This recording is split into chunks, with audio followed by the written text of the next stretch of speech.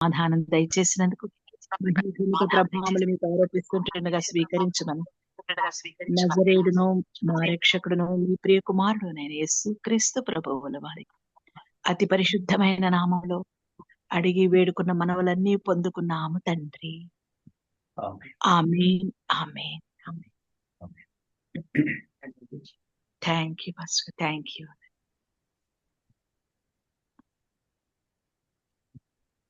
దేవుని వాక్యము బోధించటం నిమిత్తము అడ్వెంటిస్ట్ హోమ్ మినిస్ట్రీ వారు ఆహ్వానించినందుకు వారికి నా హృదయపూర్వకమైన వందనాలు. చక్కటి ప్రార్థన చేసిన రజనీ సిస్టర్ గారికి నా హృదయపూర్వకమైన వందనాలు. మనం జీవిస్తున్న ఈ కాలంలో దేవుని వాక్యాన్ని పరిపూర్ణంగా తెలుసుకోవలసిన అవసరం ఉంది. దేవుని వాక్యాన్ని సరైన మార్గంలో ప్రకటించవలసిన వారు ప్రకటించడం లేదు. దేవుని వాక్యము ప్రకటిస్తున్నారు అని చాలామంది దానినే నమ్ముతారు. అయితే శేషించిన సంఘమునకు దేవుడు ఒక గొప్ప బాధ్యత ఇచ్చాడు. ఆ బాధ్యత ఏదనగా మనము దేవుని యొక్క వాక్యాన్ని విపులంగా అందరికీ అర్థమయ్యే శైలిలో బోధించటం మన బాధ్యత. అడ్వెంటిస్ట్ సంఘమునకు దేవుడిచ్చిన ప్రాముఖ్యమైన బాధ్యత అది. ఈరోజు జూమ్లో వాక్యం వినటానికి కూడి వచ్చిన ప్రతి ఒక్కరిని హృదయపూర్వకంగా అభినందిస్తున్నాను. మీ దగ్గర పెన్ను పేపర్ ఉంటే నేను ఇచ్చే రిఫరెన్సెస్ మీరు రాసుకోండి. ఇంటికి వెళ్ళిన తర్వాత మరలా వాటిని పరిశీలనగా చూడండి. ఈరోజు మనము చర్చించబోయేటువంటి వాక్యము దేవుని కృప. పరిశుద్ధ గ్రంథములో ఉన్న మాటలలో ఎక్కువ అపార్థానికి గురైన మాట కృప. కృప అనేది మానవుడు సంపాదించగలిగిన అది కాదు. దేవుడు మానవునికి ఉచితంగా ఇచ్చేది కృప. అయితే దేవుడు మానవునికి ఉచితంగా ఇచ్చేటువంటి ఈ కృపను మనుషుడు సద్వినియోగం చేసుకోవాలి. మనిషి దానిని సద్వినియోగం చేసుకుని ఆ వాక్యం ప్రకారము మనుషుడు జీవించాలి. కృప అంటే సాధారణంగా మనుషులు అనుకునేటువంటిది, తలంచేది క్రొత్త నిబంధనలో ప్రారంభమైంది అనుకుంటారు. యోహాను సువార్త 1వ అధ్యాయము 17వ వాక్యంలో అక్కడి నుంచి కృప వచ్చింది, మోషే ద్వారా ధర్మశాస్త్రము, యేసుక్రీస్తు ద్వారా కృప వచ్చింది అని కృపను గురించి అపార్థం చేసుకుంటారు. కృప అనేది ఆదికాండము మొట్టమొదటి అధ్యాయం నుంచి ఉంది. ఇది మొట్టమొదటిగా మనం అవగాహన చేసుకోవాల్సిన విషయం. రెండవది, కృప మనుషుడు పాపం చేస్తూ ఉంటే దేవుడు క్షమిస్తూ ఉంటాడు. నా బలహీనత దేవుడికి తెలుసు కదా, ఆయన నన్ను క్షమిస్తాడు, ఆయన నన్ను విమోచిస్తాడు, ఆయన నన్ను రక్షిస్తాడు అని మనుషులు సహజంగా తలుస్తారు. దానికి పౌలు రోమీలకు రాసిన పత్రిక 6వ అధ్యాయము 1-2 వాక్యాల్లో కృప విస్తరింపవలనని పాపం యందు నిలిచిందుమా అట్లా అనరాదు. పాపం విషయమై చనిపోయిన మనము ఇక మీదట దానిలో ఎలాగ జీవిస్తాం? పౌలు స్పష్టంగా చెప్పాడు, కృపను ఆస్వాదించేవారు, కృపను పొందినవారు పాపంలో జీవించరు. అది చాలా ప్రాముఖ్యమైన విషయం. ఇది రెండవ మానవులు విశ్వాసులు తలంచేటువంటి రెండవ పొరపాటు. కృప ఉన్నది కాబట్టి మనం ఎలా జీవించినా రక్షింపబడతాం. థియాలజీలో యూనివర్సల్ సాల్వేషన్ అనేటువంటి ఒక మాట ఉంది. అంటే ఎలాగూ జీవించినా కూడా చివరికి దేవుడు నిన్ను రక్షిస్తాడు, దేవుడు రక్షిస్తాడు. అది ఆ ఉద్దేశం కరెక్ట్ కాదు. కృప అనేది ఏమిటో ఈరోజు మన పాఠంలో చదువుకుందాం. వీలైనంత వరకు ఈ దీనిలో ఉన్న అంశాలు అన్నిటినీ పూర్తి చేసి మీకు విపులంగా సారాంశం అంతంలో చెప్తాను. కృప అనేది పాత నిబంధన గ్రంథంలో ఉంది అని మీకు చెప్పాను కాబట్టి నేను పాత నిబంధన గ్రంథంలో ఉన్న కృపను గూర్చిన మాటలుతో ప్రారంభిస్తాను. అయోగ్యులైన వారికి దేవుడిచ్చేటువంటి వరము కృప. కృపను మనం పొందటం చేత, కృపను మనం పొందటం వలన పాపం పైన జయం లభిస్తుంది మనకి. కృప ద్వారా పాపక్షమాపణ, కృప ద్వారా పాపం పైన జయము, ఈ రెండు చాలా ప్రాముఖ్యం. పాపములు క్షమింపబడిన తర్వాత మనుషుడు దానిలోనే బ్రతకాలనేది కృప ఉద్దేశం కాదు. కృప విస్తరింపవలనని పాపం యందు నిలిచిందమో అట్లా అనరాదు, అట్లా అనరాదు. పాపం విషయమై చనిపోయిన మనము ఇక మీదట ఎలాగూ జీవించుతుంది. కృప అనేది మనిషికి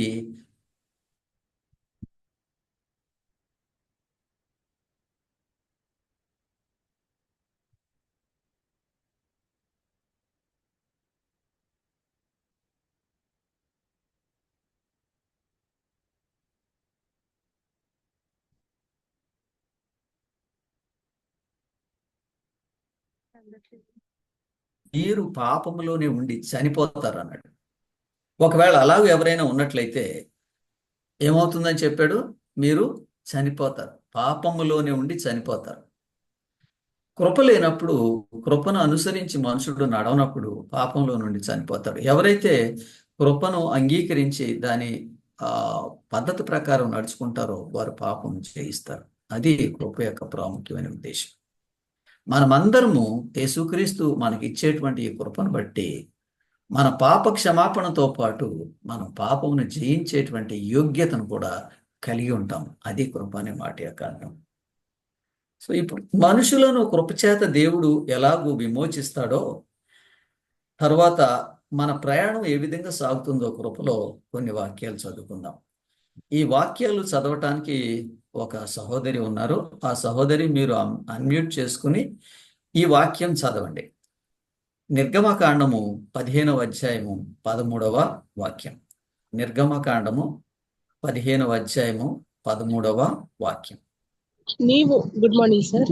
గుడ్ మార్నింగ్. నీవు విమోచించిన ఈ ప్రజలను నీ కృప తోడుకొని పోతివి, నీ బలము చేత వారిని నీ పరిశుద్ధాలయమునకు నడిపించితివి. చాలండి. ఇక్కడ ఈ మాటలో నీవు విమోచించిన ప్రజలను నీ కృప చేత తోడుకొని వచ్చితివి.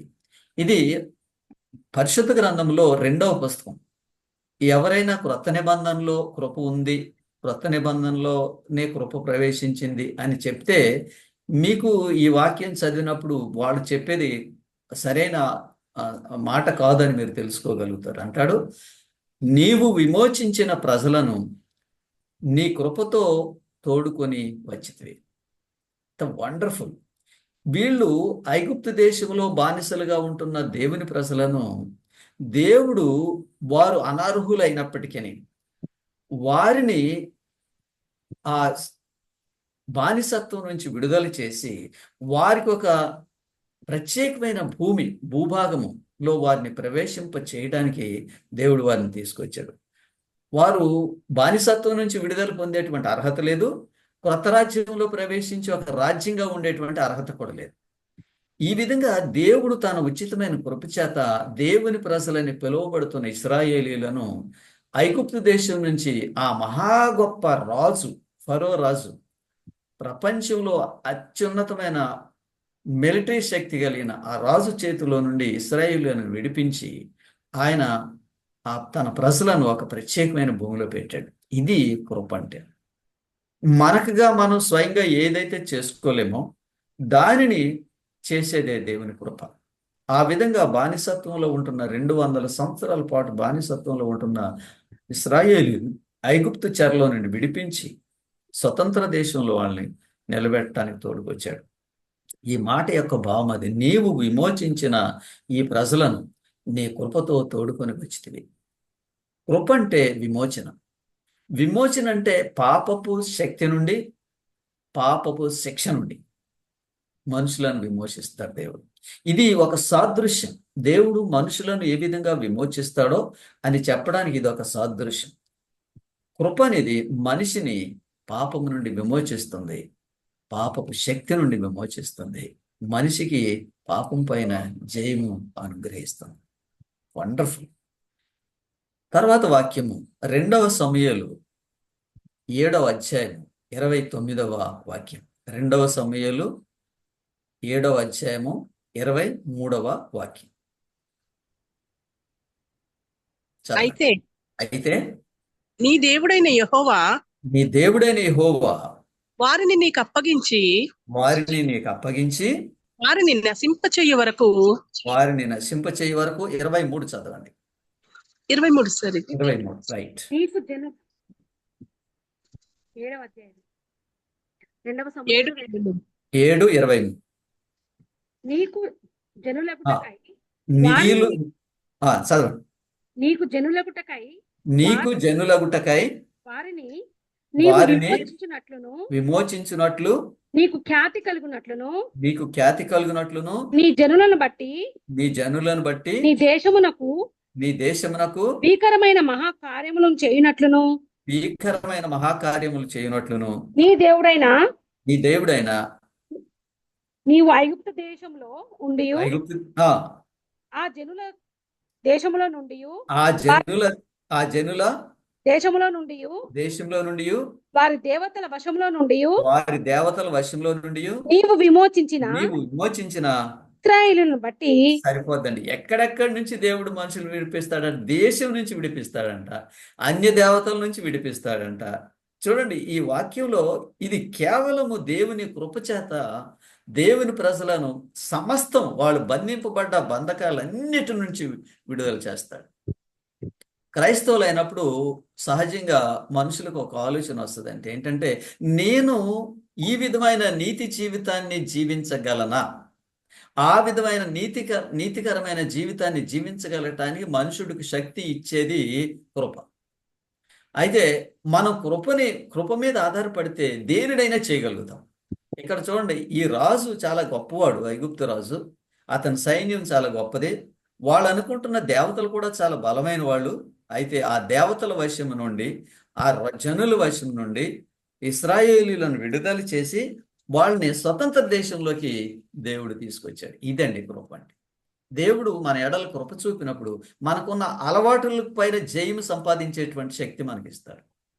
మన స్వతగా ఏదైతే చేయలేమని మనం అనుకుంటున్నామో అది చెయ్యాలనేటువంటి ఆశ మనకుంటే, దేవుని కృప మీద ఆధారపడితే ఎటువంటి దురలవాటు ఉన్న మనిషి దాన్ని జయించగలుగుతాడు. అది మద్యపానం కావచ్చు, లేకపోతే ధూమపానం కావచ్చు, ఇంకేదైనా కావచ్చు ప్రపంచంలో. ఒకప్పుడు ఏ మనిషి అయినా దేవుని యొక్క కృపను ఆస్వాదించి ఆ కృపకు మనుషుడు స్వాధీనమైతే దేనైనా జయించగలుగుతాడు. ఆ విధంగా మనలను సకల విధములైన దుష్టత్వం నుండి దేవుడు విడుదల చేస్తాడు. చూడండి ఎంత గ్రేట్ కృప అంటే. కృప విస్తరింపవలన పాపం యందు నిలిచి ఉండటం కాదు. కృప అనగా పాపం పైన జయం. కృప అనగా స్వతంత్ర జీవితం. మనల్ని విడిపించి దేవుడు బానిసత్వం నుండి స్వతంత్రులుగా చేశాడు. అది కృపకు అర్థం. మనము ఈ పాఠాన్ని కంటిన్యూ చేయడానికి తర్వాత వాక్యము నిర్గమకాండము 14:30 చదువుదాం. నిర్గమకాండము 14:30. ఆ దినమున యెహోవా ఐగుప్తీయుల చేతిలో నుండి ఇశ్రాయేలీయులను రక్షించెను. ఎంత చక్కటి మాట అండి ఇది. దుష్ట శక్తులు వాళ్ళు అన్య దేవతలను ఆరాధన చేసేవాళ్ళు. అన్య దేవతలను ఆరాధన చేసే వాళ్ళ యొక్క శక్తి నుండి, మహత్తరమైన గొప్ప బలమైన రాజ్యం నుండి, ఆ రాజు నుండి దేవుడు ఇశ్రాయేలును విడుదల చేశాడు. బానిసలు, వాళ్ళ చేతిలో ఆయుధాలు లేవు పోరాటానికి, తప్పించుకుని పారిపోయేంత శక్తి లేదు, సమర్థత లేదు. ఇంత గొప్ప జనాంగాన్ని దేవుడు ఆయన ఉచితమైన కృపచేత విడుదల చేశాడు. ఆ దినమందున యెహోవా ఐగుప్తీయుల చేతిలో నుండి ఇశ్రాయేలులను రక్షించాడు. ఇవి అన్నీ కూడా దేవుడు కృపచేత విశ్వాసులకు చేసేటువంటి పనులకు సాదృశ్యం, సూచన. దేవుడు మన కొరకు ఏమి చేస్తాడు అనే దాన్ని ఈ వాక్యాలు మనకి వివరిస్తాయి. బబులోను సామ్రాజ్యంలో ఒక గొప్ప విగ్రహాన్ని తయారు చేసిన రాజు ఆ విగ్రహాన్ని ఆరాధించిన వాళ్ళని అగ్నిగుండంలో వేస్తానన్నాడు. అగ్నిగుండంలో వేస్తానన్నప్పుడు ముగ్గురు మనుషులు ఆయనకు లోబడలేదు, ముగ్గురు యూదులు. అప్పుడు ఆయన అన్న మాటలు చదవండి, ఎంత ఆశ్చర్యంగా ఉంటుందో. ఆ రాజు అన్న మాటలు ఎంత ఆశ్చర్యంగా ఉంటుందో. ఆయన అతిశయాన్ని, గర్వాన్ని, ఆయన బలాన్ని చూసుకొని ఆయన ఆ మాటలు మాట్లాడాడు. దానియేలు గ్రంథము 4వ అధ్యాయము 15వ వాక్యము ఆఖరి 2 లైన్లు చదవండి ఈ వాక్యంలో. దానియేలు గ్రంథము 4వ అధ్యాయము 15వ వాక్యం ఆఖరి 2 లైన్లు. ఆయన ఆ, 4వ అధ్యాయము 15వ వచనం. 15వ వచనం ఆఖరి 2 లైన్లు. ఆయన చూడుము ఆ, మనుషుల మలమును 4:15. 4:15. దానియేలు గ్రంథము 4:15. ఆయన చూడుము ఉమ్. అయితే అది మంచునకు తడిసి 4:15. సారీ, 3:15. క్షమించండి, 3:15. బాకాను ఇల్లంగ్రోవిని ఆ, పెద్ద వీణెను ఆఖరి వీణె 2 లైన్లు. ఆఖరి 2 లైన్లు చదవండి. అగ్- నా చేతిలో నుండి మిమ్మల్ని విడిపించగలిగిన దేవుడు ఎక్కడున్నాడు? అది చదవండి మీరు. Okay sir. నా ఆ, నా చేతిలో నుండి నా మిమ్మల్ని చేతిలో నుండి మిమ్మలను విడిపింపగల దేవుడు ఎక్కడనున్నాడు? విడిపించగలిగింది. ఎంత వండర్ఫుల్ అండి. ఆ రాజు అడుగుతున్నాడు, నా చేతిలో నుండి విడిపింపగలిగిన దేవుడు ఎక్కడున్నాడు? దేవుడు విడిపించాడా వాళ్ళని?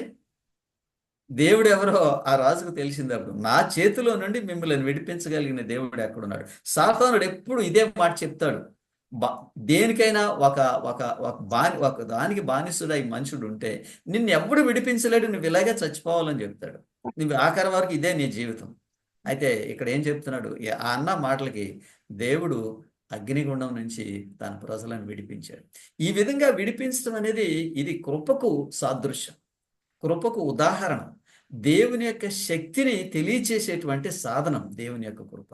ఎవరైతే క్రైస్తవులు అయ్యారో, ప్రభు అయిన యేసుక్రీస్తుని అంగీకరించారో, ఎవరైతే యేసుక్రీస్తు యొక్క చెంగు పట్టుకున్నారో వారు కూడా జయకరమైన జీవితం జీవిస్తారు. ఎందుకంటే ఆయన అటువంటి జీవితం జీవించడానికి బలమును, శక్తిని ఆయన వారికి ప్రసాదిస్తాడు. మన సొంత శక్తి మీద అయితే ఆధారపడితే మనం జయించలేం, కానీ దేవుని మీద ఆధారపడితే మనం జయిస్తాం. ప్రతి ఒక్కరికి, జూమ్లో నా మాటలు వింటున్న ప్రతి ఒక్కరికి పరిశుద్ధ గ్రంథం నుండి వచ్చేటువంటి మహా గొప్ప వర్తమానం ఏంటంటే, మనకి ఎటువంటి బలహీనత ఉన్నా కూడా దాన్ని మనం పరిపూర్ణంగా జయించగలిగిన సమర్థత కృపలో ఉంది. ఆమెన్. చాలా గ్రేట్. కృప అనగా దేవుని శక్తి. ఆమేన్. కృప అనగా కృప అనగా దేవుని శక్తి. కృప అనగా పాపం పైన జయము. కృప అనగా జయకరమైన క్రైస్తవ జీవితం. సాతాను నుండి పూర్తిగా మనము విడుదల పొందడం. ఇలాగూ విడుదల పొందిన ఒక మనిషి స్టోరీ చెప్తాను మీకు, ఓల్డ్ టెస్టిమెంట్ నుండి. కృప అంటే చాలా మంది న్యూ టెస్టిమెంట్లు అనుకుంటారు. కృప అనేది మొట్టమొదటి పరిశుద్ధ గ్రంథంలో మొట్టమొదటి పుట నుండి కృపను మనము చూస్తాం. కృప ద్వారా పాపం పైన జయము. అలాగూ పాపం పైన జయం పొందిన ఒక మనిషి స్టోరీ కొన్ని వాక్యాల్లో మనం చదువుదాం. ఆదికాండము 6వ అధ్యాయము 5వ వాక్యం. ఆదికాండము 6వ అధ్యాయము 5వ వాక్యం. నరుల చెడుతనము భూమి మీద గొప్పదనియు వారి హృదయము యొక్క తలంపులలోని ఊహ అంతయు ఎల్లప్పుడూ కేవలము చెడ్డదనియు యెహోవా చూచి. మీరు ఈ వాక్యం చదివినప్పుడు ఇలాంటి మనుషుల్ని మీరు చూశారా మీ జీవితంలో? నరుల చెడుతనము భూమి మీద గొప్పదనియు వారి హృదయం యొక్క తలంపు ఎల్లప్పుడూ చెడ్డదనియు, కేవలం చెడ్డదనియు యెహోవా సూచన. ఇది భూమి యొక్క పరిస్థితి. మనుషులు తమ మార్గములను పూర్తిగా చెరిపివేసుకున్నారు. చెడే తప్ప మంచి లేదు ఆ ప్రజలు. అప్పుడే కాదు, అదే పరిస్థితి ఈ రోజుల్లో కూడా మనం చూస్తాం. అయితే అటువంటి పరిస్థితుల్లో ఒక మనుషుడు ఉన్నాడు, ఆయన పేరు నోవహు. ఈ ఈ ఈ ఇలాంటి పరిస్థితిలో ఇటువంటి మనుషుల మధ్య జీవిస్తూ చీకటి గల ప్రదేశం, దేవుని వాక్యము, దేవుని భీతి, దేవుని భయము, దేవునికి విధేయత, దేవుని ఆజ్ఞలు, చట్టం ఏమీ లేవు అక్కడ. అక్రమం, అన్యాయం, బలాత్కారం, రక్తపాతం మాత్రమే నింపబడిన ఆ ప్రదేశంలో ఒక మనుషుడు ఉన్నాడు.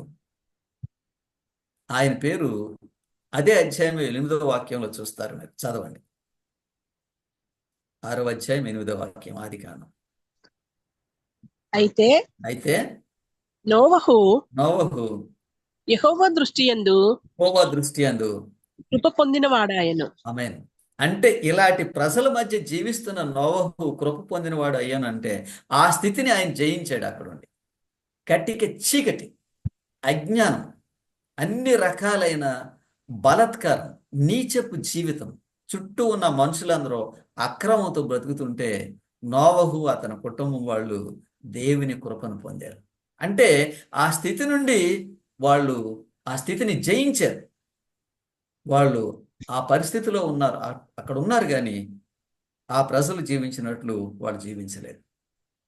కాబట్టి యేసుక్రీస్తు వారు అన్నారు, తినుచు త్రాగుచు వాళ్ళు జీవిస్తున్నారు, ఇచ్చుకొనుటూ పుచ్చుకొనుటూ వివాహాలు చేసుకుంటూ వాళ్ళు లోకంలోనే బ్రతుకుతున్నారు. అటువంటి నీచమైన జీవితం జీవిస్తున్న మనుషులు జీవిస్తున్న రోజుల్లో దేవుని వాక్యములో ఆయన గురించి ఈ విధంగా చెప్పబడింది, నోవహు కృప నొందినవాడు ఆయను. అంటే దాని అర్థం నోవహు జయించాడు ఆ స్థితి. కృప అనేది మనకి ఇచ్చేటువంటి మహా గొప్ప ఆధారణ ఏంటంటే మనము పాపము జయించగలము, జయిస్తాము. ఇది అనుభవపూర్వకంగా వాక్యంలో చదివి చెప్పడం కాదు, అనుభవపూర్వకంగా ఏదైతే నేను చేయనో దాన్ని బోధించను, ఏదైతే నేను చేయలేనో దాన్ని నేను బోధించను, నేను చేసేదాన్నే బోధిస్తాను. దీన్ని అనుభవించి ఈ విధంగా జీవిస్తూ ఈ వాక్యాన్ని బోధిస్తున్నాను. ప్రతి మనిషి నోవహు వలె పాపమును జయించగలడు, పాపమును జయిస్తాడు. అది మనకు వచ్చేటువంటి ఆధారం. ఓకే, ఆదికాండం 6వ అధ్యాయము 22వ వాక్యం చదువుదాం. కృపను పొందాడు కదా, కృపను పొందిన మనిషి ఏం చేస్తాడు ఈ వాక్యంలో చూస్తారు మీరు. నోవహు అట్లు చేశాను, దేవుడు అతనికి ఆజ్ఞాపించిన ప్రకారము యావత్తును. ఎంత ఎక్సలెంట్ అండి! కృప వలన దేవుని ఆజ్ఞానుసారంగా ఇతను జీవిస్తున్నాడు. ఎంత వండర్ఫుల్. చాలా మంది అంటారు కృపన్న వాళ్ళకి ఆజ్ఞలు అవసరం లేదంటారు. అందులండి వాళ్ళు, ఆధ్యాత్మిక అందులు. ఈ వాక్యం చూడండి, అతడు దేవుడు అతనికి ఆజ్ఞాపించిన ప్రకారము యావత్తును చేశాడు. కారణం కృప. కృపకు అతడు లోనయ్యాడు కాబట్టి, కృపను ఆశ్రయించాడు కాబట్టి, కృప మీద ఆధారపడ్డాడు కాబట్టి, కృప వలన వచ్చిన శక్తిని బట్టి అతడు విధేయుడై జీవించాడు. మనం విధేయులమై జీవించాలంటే దేవుని కృప కావాలి మనకి. పాప క్షమాపణ ఒక్కటే కాదు, పాపములు క్షమింపబడిన తర్వాత ప్రతి మనిషి దేవునికి విధేయుడు కావటానికి సహాయపడేది, తోడ్పడేది కృప. పాప క్షమాపణతో క్రైస్తవ జీవితం ప్రారంభమవుతుంది, కానీ కృప ద్వారా పాపమును జయించడం ద్వారా క్రైస్తవ జీవితం కొనసాగుతుంది. అమూల్యమైన వాక్యం అండి. అతడు కృప పొందాడు కాబట్టి దేవుని చిత్త ప్రకారం చేశాడు. ఎంత అమూల్యమైన మాటలు ఇవి. ఆదికాండం 7వ అధ్యాయం 1వ వాక్యం చదవండి. అందుచేత దేవుడు ఇతన్ని ఏమని పిలిచాడో చూద్దాం. యెహోవా ఈ తరము వారిలో నీవే నా ఎదుట నీతిమంతుడు అయి ఉండుట చూచి తిని కనుక నీవు ఇంటి వారును ఓడలో ప్రవేశించుడి. చాలు. ఈ తరము వారిలో నా ఎదుట నీవు నీతిమంతుడు అయి ఉండుట చూచి తిని. ఏ తరం? ఆ తరంలో మనుషులు ఎలాగున్నారు? వాళ్ళ మార్గాల్ని పూర్తిగా చెడిపేసుకున్నారు, పూర్తిగా చీకట్లో బ్రతుకుతున్నారు, అంధకారంలో బ్రతుకుతున్నారు. అటువంటి అంధకారంలో బ్రతుకుతున్న ఆ మనుషులు బ్రతుకుతున్న ఆ సమయంలో కృపచేత అతడు పాపాన్ని జయించాడు. కాబట్టి నోవహుకు దేవుడిచ్చిన డిగ్రీ, ఈ తరము వారిలో నీవే నా ఎదుట నీతిమంతుడై ఉండుట సూచితని. ఆమేన్. కృప అనేది మనిషిని నీతి మార్గంలో నడిపిస్తుంది. కృప అనేది మనిషిని విధేయుడిగా చేస్తుంది. కృప అనేది మనిషిని ప్రయోజకుడిగా చేస్తుంది. కాబట్టి మనుషులందరూ ఆ విధంగా చెడిపోయిన స్థితిలో ఉన్నప్పుడు నోవహు దేవుడిచ్చిన కృప వలన, దేవుడిచ్చిన ఆదేశమును అనుసరించి నడవటానికి శక్తివంతుడయ్యాడు. అది కృప అంటే. కృప విస్తరింపవలనని పాపం యందు నిలిచిందువా అట్లా అని రాదు. పాపం విషయమై చనిపోయిన మనం అంటే కృపను ఆస్వాదించిన వాడు పాపం విషయమై చనిపోయాడు అని అర్థం. కాబట్టి కృప అనేది కొత్త నిబంధన గ్రంథంలో ఉన్నది మాత్రమే కాదు, కృప పాత నిబంధన గ్రంథంలో కూడా ఉంది. కృప అనేది పాత ఆదాము అవ్వలతోనే ప్రారంభమైంది. అందుకని కృప వలన మనము పాపము జయించాలి, జయిస్తాము అని చెప్పేటువంటి వాక్యము మనం చదువుకుందాం. కృప అనేది మనం పాపంలో కొనసాగాలని బోధించట్లేదు. మనకి కృప అనేది పాపముని జయించాలని బోధిస్తుంది. అక్కడ ఇంకో ప్రాముఖ్యమైన సూచన ఏంటంటే, పాపమును జయించడానికి మనిషికి శక్తినిచ్చేది దేవుని కృప. అమూల్యమైన వాక్యం అండి కృప అంటే. మీకెక్కడ లేని బలం వస్తుంది. నేను చేయలేను అనుకున్న దాన్ని మీరు చేయగలుగుతారు, మీరు చేయకూడదు అనుకున్న దాన్ని చేయరు. ఈ రెండు చాలా ప్రాముఖ్యం. చేయలేము అనుకున్న దానిని, దేవునికి ఇష్టమైంది మనం చేయలేము అనుకున్న దానిని కృప ద్వారా చేయగలుగుతాం. రెండవది, ఏదైతే చేయకూడదో దానిని చేయి. మీకు ఈ విషయంలో ఏదైనా ఇబ్బంది ఉంటే ఒకటే సొల్యూషన్, మోకరించి ప్రార్థన చేయండి ఏకాంతంగా. That's it. మోకరించి దేవుని మీద ఆధారపడండి, ప్రార్థన చేయండి. కృపను మనం పొందటానికి ప్రార్థన జీవితం చాలా ప్రాముఖ్యం. మానవ శరీరంతో, మానవ బలంతో, మానవ బుద్ధితో మనం ఏమి చేయలేము. మన శక్తితో దానిని కృప ద్వారా చేస్తాం. రెండవది, ఏది చేయకూడదో దానిని చేయకుండా ఉండేటువంటి మాత్రమైన శక్తి మనకు లభిస్తుంది. ఇంకొక మాటలో నేను చెప్పాలంటే, మిమ్మల్ని ఎవరు శోధించలేరు. మిమ్మల్ని ఎవరు మిమ్మల్ని శోధించలేరు. ఇంకంతే. ఒకవేళ ఆ బలహీనత అంతకుముందు మీకు ఉన్నప్పటికీ మిమ్మల్ని మళ్ళీ ఎవరు శోధించలేరు. దేవుని యొక్క కృప మీద మనం ఆధారపడితే, ఆయన శక్తిని బట్టి మనం నడుచుకుంటున్నప్పుడు జయకరమైన జీవితం ఉంటుంది. దానికి సంబంధించి ఒక వాక్యం చదువుదాం. తీతు 2వ అధ్యాయము 11వ వాక్యము 12వ వాక్యం. 11వ వాక్యము మొట్టమొదటి లైన్ చదవండి, 12వ వాక్యము ఆఖరి లైన్ చదవండి. తీతు 2వ అధ్యాయము 11 మొట్టమొదటి లైన్, 12వ అధ్యాయము 12వ వాక్యం ఆఖరి లైన్ చదవండి. ఏలయనగా ఆ, సమస్త మనుషులకు రక్షణకరమైన దేవుని రక్షణకరమైన దేవుని కృప ప్రత్యక్షమై. చూడండి ఈ మాటలు చూడండి. ఏలయనగా సమస్త మనుషులకు రక్షణకరమైన దేవుని కృప ప్రత్యక్షమై. ఎవరికంటే అందరికీ దేవుని కృప అందరికీ ప్రత్యక్షమైంది. అందరికీ, ప్రతి మనిషికి. మీరు అనుకోవచ్చు, ఈ పాస్టర్ గారికి బాగా బైబిల్ తెలుసు, ఈయనకి దేవుడు కృప అంటే ఏంటో తెలుసు అని. అది కరెక్ట్ కాదు. నాకు మీకు అందరికీ ఒకటే, దేవుడు కృప అందరికీ అనుగ్రహిస్తాడు. ఇక్కడ సమస్త మనుషులకు దేవుని కృప ప్రత్యక్షమై. దీనిలో మాటలు చూద్దాం. ఏలయనగా సమస్తమైన మనుషులకు రక్షణకరమైన దేవుని కృప. Wonderful words, wonderful. మనకు బలమిచ్చి, ఆధ్యాత్మికంగా బలమిచ్చేటువంటి మాటలండి. సమస్త మనుషులకు రక్షణకరమైన దేవుని కృప మొత్తం అందరికీ. అయితే ఆ కృప ప్రత్యక్షమై మనకి ఏం చెప్తుందో 12వ వాక్యం ఆఖరి లైన్ చదవండి. అనగా ఆ, మహాదేవుడును మన రక్షకుడునైన యేసుక్రీస్తు మహిమ యొక్క ప్రత్యక్షత కొరకు హ్మ్. ఎదురు చూచుచు ఈ లోకంలో స్వస్థ బుద్ధితోను, ఈ లోకమందు స్వస్థ స్వస్థ బుద్ధితోను, బుద్ధితోను, నీతితోను, నీతితోను, భక్తితోను బ్రతుకుచుండవలనని మనకు బోధించుచున్నది. ఎవరంటే బోధించేది? వాక్యం. దేవుని. మొట్టమొదటి భాగంలో 11వ అధ్యాయంలో మొట్టమొదటి లైన్లో చదివాం. దేవుని కృప ప్రత్యక్షమై ఆయన ఏం చెప్తున్నాడంట? ఈ లోకమందు స్వస్థ బుద్ధితోను, నీతితోను, భక్తితోను బ్రతుకుచుండవలనని మనకు బోధించుచున్నది. కృప ఏం చెప్తుందండి? మనం నీతితో బ్రతకాలని కృప మనకు బోధిస్తుంది. అమూల్యం. కృప అంటే నువ్వు పాపంలో కొనసాగాలని చెప్పట్లేదు.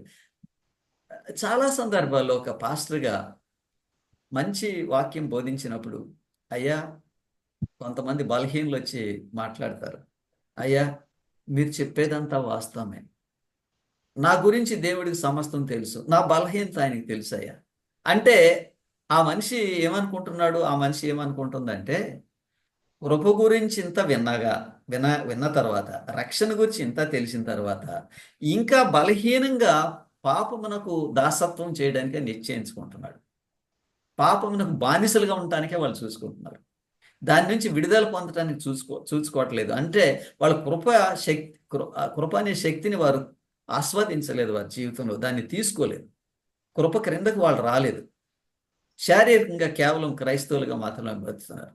ఆశ్చర్యపడొద్దు, ఇటువంటి వారి జాబితా క్రైస్తవ సంఘాల్లో చాలా ఎక్కువగా ఉంటుంది. కొంతమంది మేధావులు అంటారు క్రైస్తవ సంఘంలో చేరిన వాళ్ళు చాలా మంది మారు మనసు పొందిన వాళ్ళు కాదని. అవునా? అది అవును. అందుకని అటువంటి క్రైస్తవులు ఎప్పుడు బలహీనంగానే ఉంటారు. వాళ్ళ పాపముని జయించకుండానే క్రైస్తవులుగా వాళ్ళు జీవిస్తారు. అయితే ఇక్కడ అది ఒప్పుకోవట్లేదు వాక్యం, అది అంగీకరించట్లేదు. చాలా స్పష్టంగా చెప్తున్నాడు ఇక్కడ, ఏలైనగా సమస్త మనుషులకు రక్షణ ప్రత్యక్షమై,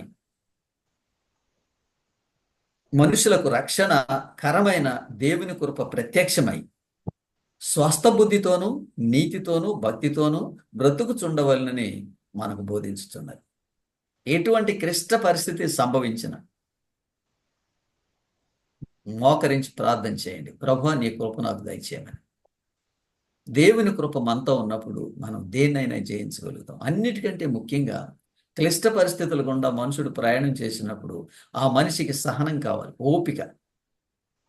మీరు ఓపిక పట్టుకుంటే చివరి వరకు మీరు ఓపికగా ఉంటే మీరు జయిస్తారు.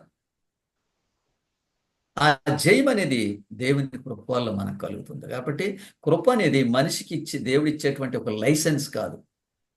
చాలా మంది అనుకుంటారు అది ఒక లైసెన్స్, ఇది తీసుకుని నా ఇష్టం వచ్చినట్టుగా బ్రతకవచ్చు, విచ్చలవిడిగా బ్రతకవచ్చు, ఏదైనా చేయొచ్చు. క్రైస్తవుడిని మాత్రం నేను చెప్పుకుంటే చాలు, కానుకిస్తే చాలు, గుడికెళ్ళి వచ్చేస్తే చాలు, ప్రవర్తన మారక్కర్లేదు, జీవితం మారక్కర్లేదు.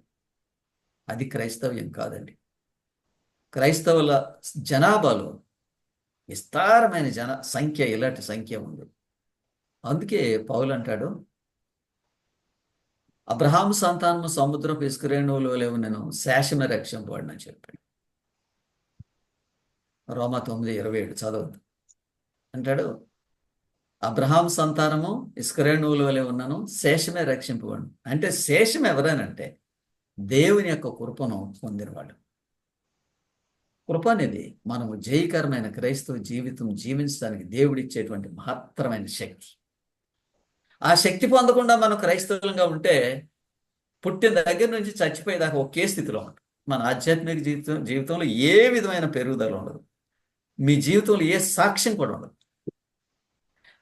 నా జీవితం నుంచి నేను ఈ సాక్ష్యం చెప్పగలను, జయించిన జీవితం గురించి అని చెప్పేటువంటి ధైర్యం కూడా ఉండదు. అయితే ఎప్పుడైతే కృపచేత దేవుని యొక్క హస్తం పట్టుకుంటామో, ఆయన మీద ఎప్పుడైతే మనం ఆధారపడతామో, మనలో ఉన్న ఈ మాలిన్యాన్ని దేవుడు పూర్తిగా కడిగేసి మనలను ఒక వ్యక్తిగా చేసి నూతనమైన స్వభావంతో, నూతనమైన శక్తితో మనల్ని నిలబెడతాడు. అప్పుడు మనం సమస్తాన్ని జయించగలిగిన సమర్థత శక్తి లభిస్తాం. కాబట్టి కృపచేత పాపమును జయిస్తాం. వాటమి లేదు, యేసుక్రీస్తుకు వాటం లేదు, మనకి కూడా వాటం లేదు. క్రీస్తు నందు విశ్వసించడం చేత మనం విజయం చూస్తాం. చాలా మంది అంటారు విజయమో వీర స్వర్గం అంటారు. క్రైస్తవునికి వీర స్వర్గం కాదు, క్రైస్తవునికి విజయమే. రెండో మాట లేదు. విజయం, ప్రతి దానిలో మనం విజయం సాధిస్తాం. కాబట్టి ఇక్కడ ఈ మాటల్లో సమస్తమైన మనుషులకు రక్షణార్థమైన దేవుని కృప ప్రత్యక్షమై ఈ లోకమందు స్వస్థ బుద్ధితోనూ నీతితోనూ భక్తితోనూ బ్రతుకుచుండవల్లని మనకు బోధించును. అది కృప చెప్పే మాట. ఆ విధంగా జీవించడానికి శక్తి కృప మనకు అనుగ్రహిస్తుంది. ఒక వాక్యం చదువుదాం. కీర్తన గ్రంథము 94:18 వాక్యం.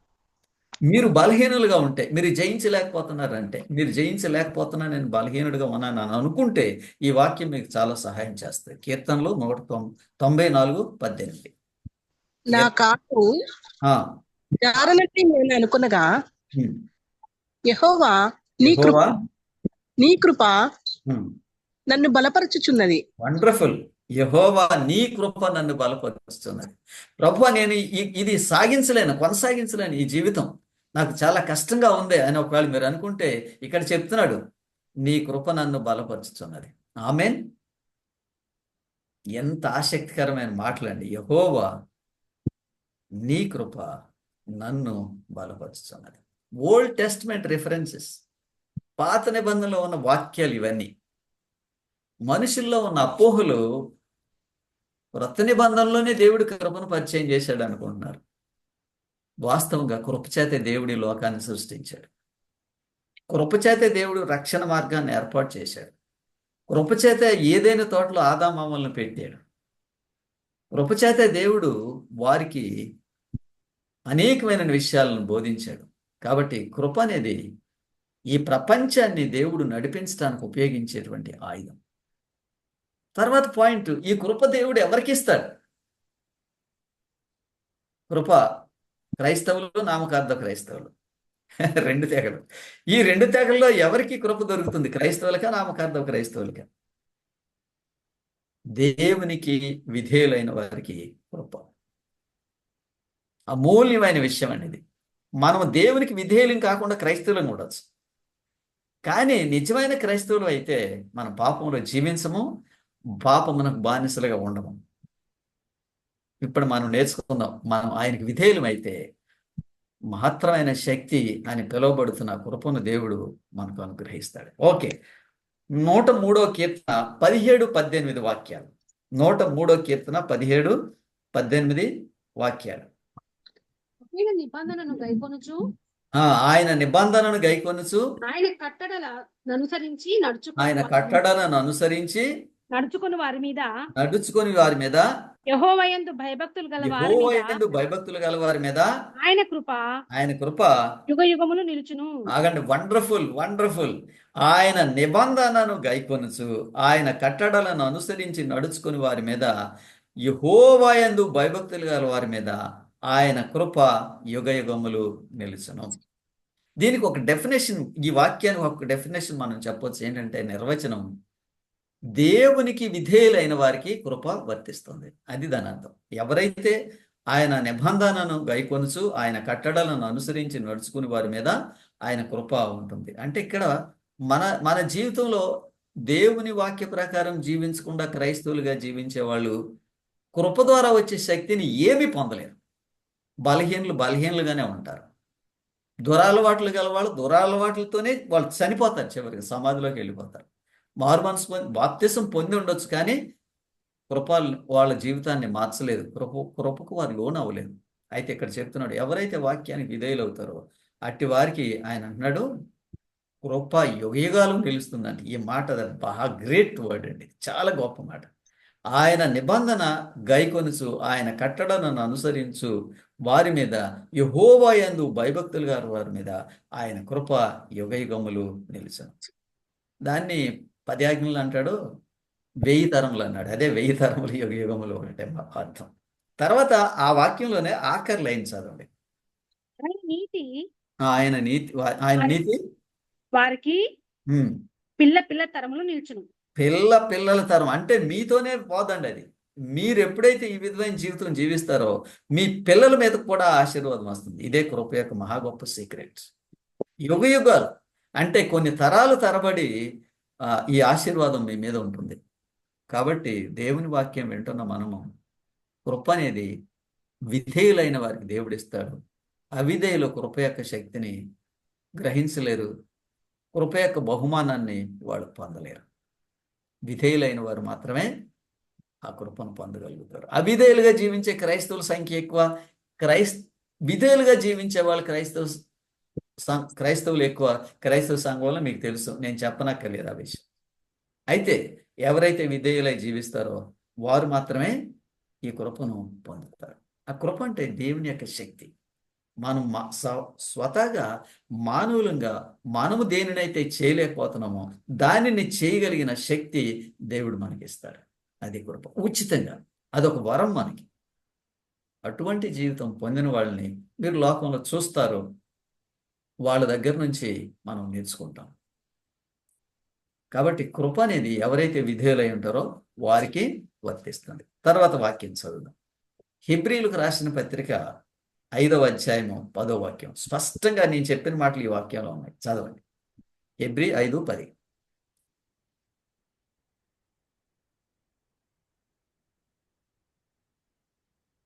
5:10. 5:10.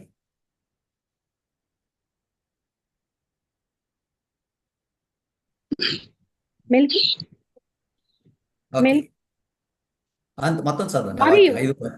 మరియు తనకు విధేయులైన వారి అందరికీ ఆ, ఆయన కుమారుడైయుండియు తాను పొందిన శ్రమల వల్ల విధేయత నేర్చుకునేను.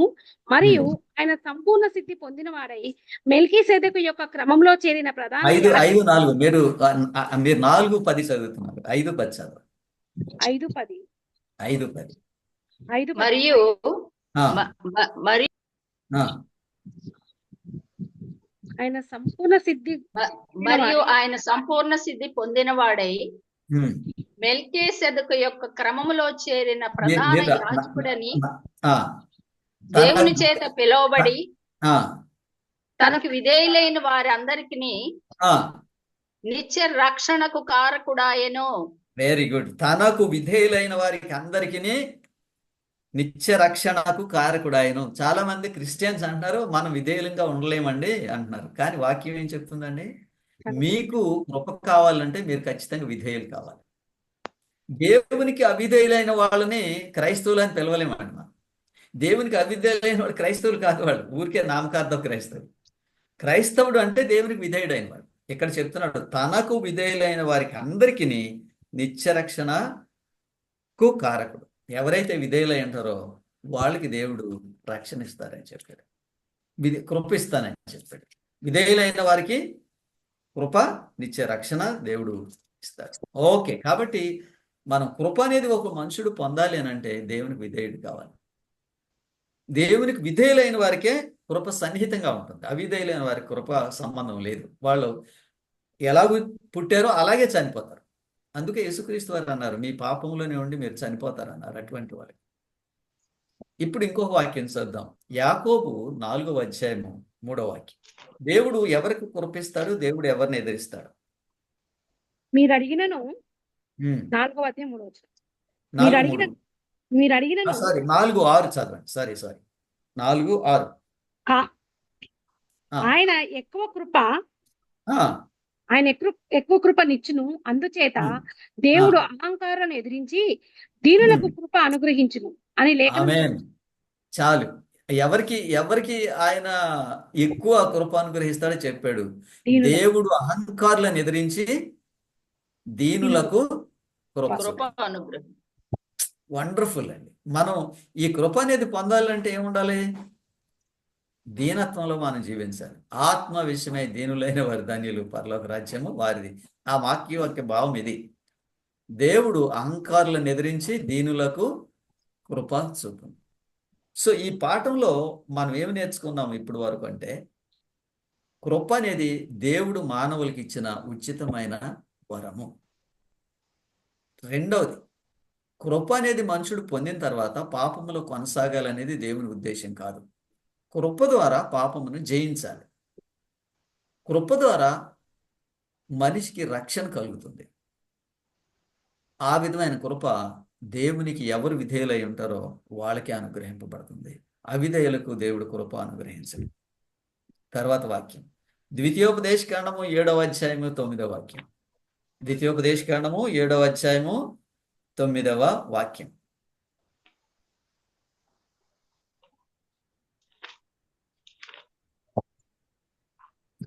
కాబట్టి నీ దేవుడైన యెహోవా అనే దేవుడనియు తానే దేవుడనియు నన్ను ప్రేమించి తన ఆజ్ఞలను అనుసరించి నడుచుకుని వారికి తన నిబంధనను స్థిరపరచువాడును 1000 తరముల వరకు కృప చూపువాడును. ఆమేన్.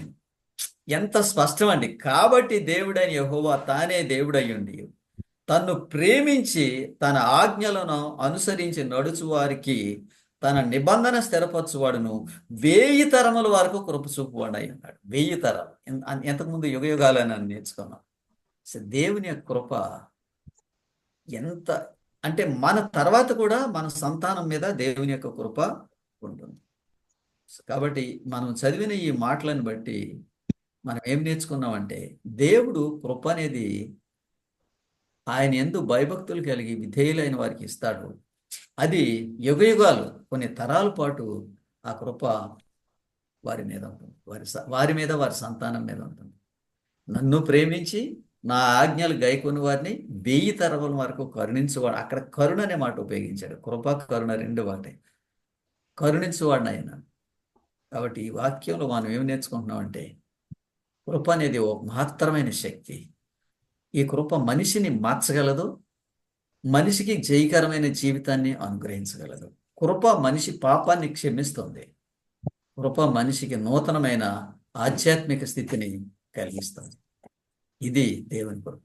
కృపను పొంది పాపంలోనే జీవించాలనేది దేవుని ఉద్దేశం కానే కాదు. అంటాడు, కృప విస్తరింపవలన పాపం యందు నిలిచిందువా అట్లా అని రాదు. పాపం విషయమై చనిపోయిన మనము ఇక మీదట దానిలో ఎలాగో జీవించదు. కృప పొందినవాడు పాపంలో జీవించడు, పాపం జయిస్తాడు. అందుకని మనం ప్రార్థన చేసేటువంటి 2 వాక్యాలు, చిన్న చిన్న వాక్యాలు చెప్తాను. 119వ కీర్తన 159 ఆఖరి లైన్. 119వ కీర్తన 159వ వాక్యము ఆఖరి లైన్.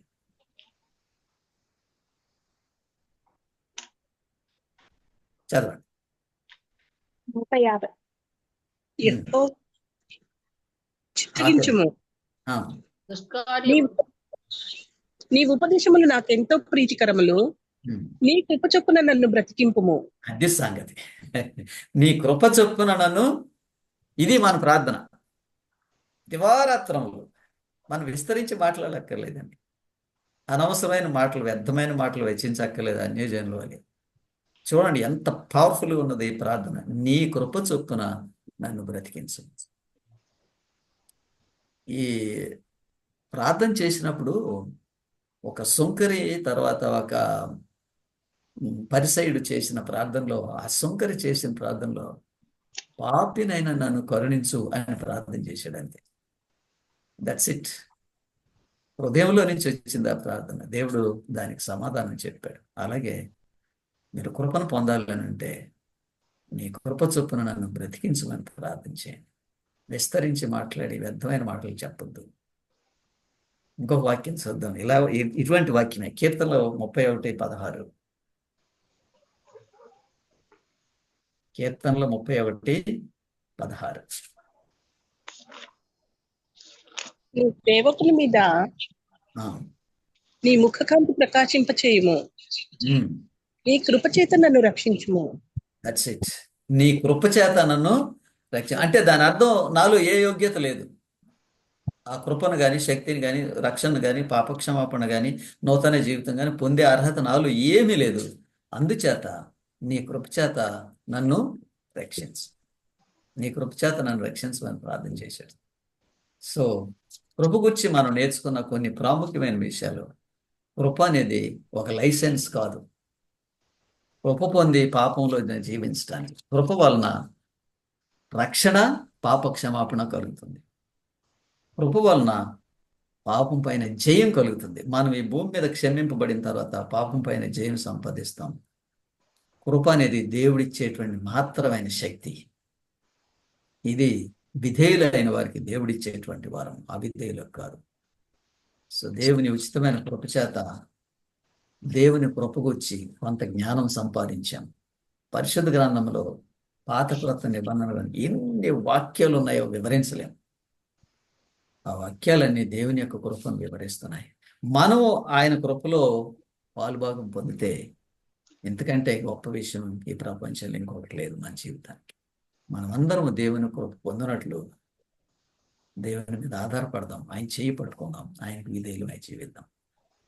బాబురావు గారు ఒక కీర్తన పాడడం అని అడిగారు. దానికి ఎవరికైతే దేవుడు కృపిస్తాడో వాళ్ళని దేవుడు ఎన్నడూ విడిచిపెట్టడు అని ఒక చరణం పాడతాను. విడువను నన్ను ఎడబాయనని నా కభయము సంగిన దేవా, నా కభయము సంగిన దేవా. విడువను నన్ను ఎడబాయనని నా కభయమొసంగిన దేవా నాకభయమొసంగిన దేవా నేరములెన్నో చేసి నీ దారిని తప్పి తిరిగితినయ్యో నేరములెన్నో చేసి నీ దారిని తప్పి తిరిగితినయ్యో నేరము బాపుము దేవా భారము బాపుము దేవా నన్ను నీ దారిలో నడుపుము దేవా విడువను నన్ను ఎడబాయనని నా కభయమొసంగిన దేవా నా కభయమొసంగిన దేవా సుందరమైన విందులు చేసి పరిశుద్ధులతో కలిపితివయ్యో సుందరమైన విందులు చేసి పరిశుద్ధులతో కలిపితివయ్యో నిండుగా నా హృదయములో వందనమర్పించెదను ప్రభువా వందనమర్పించెదను విడువను నన్ను ఎడబాయనని నా కభయమొసంగిన దేవా నా కభయమొసంగిన దేవా విడువను నన్ను ఎడబాయనని నా కభయమొసంగిన దేవా నా కభయమొసంగిన దేవా దేవుని నామం నాకు మహిమ కలుగును గాక. దేవుని మీద ఆధారపడి ఆయన కృపను పొంది పాపమును జయించి దేవుని రాజ్యములో ప్రవేశించుటకు మనమందరము అర్హులు మగుదుము గాక. ఆమేన్. ప్రేయర్ చేసి దీవెనలు. ఆమేన్. మమ్మలను మిక్కిలిగా ప్రేమించి మా క్రైస్తవ జీవితమును కొనసాగించడానికి ఒక మహత్తరమైన గ్రంథమును ఇచ్చారు ప్రభు, పరిశుద్ధ గ్రంథం. ఈ పరిశుద్ధ గ్రంథంలో సమస్తము రాయబడింది. మా స్థితి ఏమిటో, మీ స్థితి ఏమిటో, మేమెవరమో, మీరెవరో, మాకేం కావాలో మీరు సమస్తము ఈ లేఖనాల్లో రాశారు. తండ్రి, కృపను గూర్చి మేము చర్చించిన ఈ మాటలు మా జీవితంలో భాగస్వామ్యులై ఇవి మమ్మలను పరిపాలించి మేము పాపం పైన జయము సంపాదించి మీ నిత్యరాజ్య వారసం అగుచు ఇతరులకు సాక్షులుగా ఉండినట్లు మమ్మల్ని అందరినీ ఆశీర్వదించండి. ఈ జూమ్ను ఏర్పాటు చేసిన వారిని, ఈ జూమ్ ద్వారా ఎంతో మందికి సువార్త ప్రకటిస్తున్న వారిని మీ కృప చేత ఆశీర్వదించండి. మేమందరము ఈ వాక్యం విన్న మేమందరము మీ కృపను బట్టి జయకరమైన జీవితం జీవించే భాగ్యం ప్రసాదించమని ఈ కొద్ది మనవులు మీ కుమారుడైన యేసుక్రీస్తు నామమునందు ప్రార్థన చేస్తున్నాం తండ్రి. ఆమేన్. మన తండ్రి అయిన దేవుని ప్రేమయు కుమారుడైన యేసుక్రీస్తు కృపయు పరిశుద్ధాత్ముని అన్యోన్య సహవాసము మనందరి మీద సదాకాలం ఉండును గాక. ఆమేన్. ఆమేన్.